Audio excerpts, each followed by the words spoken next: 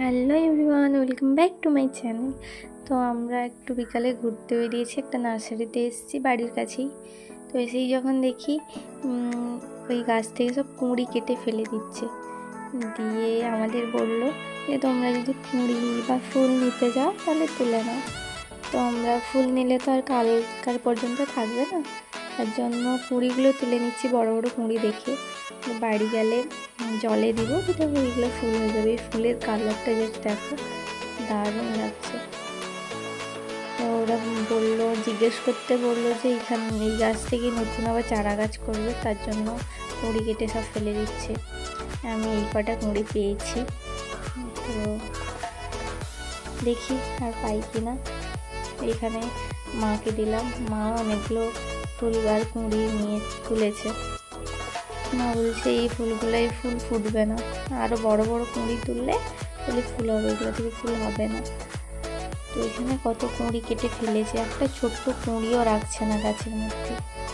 তো ওরা তো এই গাছ থেকে আবার নতুন চারা করবে, ব্যবসা করবে, তার জন্য এই ফুলগুলো রাখা পুরো গোলাপ ফুলের মতন থোকা হয়ে আছে। সব জবা ফুল এগুলো, কিন্তু কত কুঁড়ি ফেলে দিচ্ছে। আমরা গাছ থেকে নিজেদের গাছে যখন ফুল হয় তুলতে ইচ্ছে করে না, গাছে থাকুক, ভালো লাগে দেখতে, কুঁড়িই ফেলে দিচ্ছে। তো আমরা এখন বাড়ি চলে যাচ্ছি, তো বাড়ি গিয়ে দেখাবো কতগুলো ফুলের কুঁড়ি তুলেছি। তো চলো।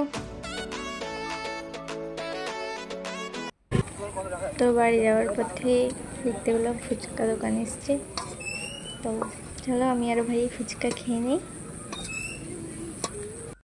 তো বাড়ি চলে এসেছি, বাড়ি এসেই মা এই কুঁড়িগুলো যে তুলে নিয়ে এসেছিলাম সেগুলো জলে দিয়ে দিয়েছে। কালকে সকালে দেখাচ্ছি ফুল কীভাবে হলো। তো কালকে বিকালে দেখিয়েছিলাম কুঁড়িগুলো তুলে নিয়ে এসেছিলাম, তো দেখো কি সুন্দর ফুটে গেছে, ফুল হয়ে গেছে পুরো। ভেতরে অনেকগুলো কুঁড়ি ফুল হয়নি, যেগুলো ছোট সেগুলো হয়নি। তো কি সুন্দর লাগছে। তো আমার ভিডিওটা এখানেই শেষ করছি। যদি ভালো লাগে লাইক কমেন্ট করো এবং আমার চ্যানেলটিকে সাবস্ক্রাইব ও শেয়ার করো।